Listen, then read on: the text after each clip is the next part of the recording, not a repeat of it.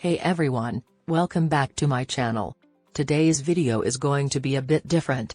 I'm going to tell you about the most insane person I've ever met. And no, it's not me. Laughs. It all started when I met this person at a coffee shop. They were dressed in a chicken suit and carrying a sign that said the end is near. I thought it was a prank at first, but then they started talking to me.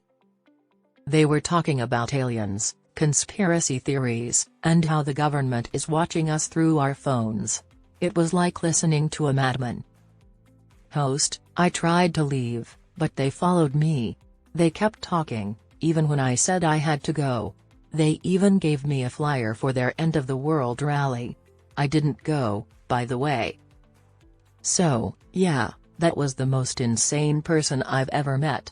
And I've met a lot of crazy people on this channel. Laughs. If you want to see more of my adventures with crazy people, make sure to like, comment, and subscribe. And remember, stay sane out there. This is a satirical script and not intended to offend anyone.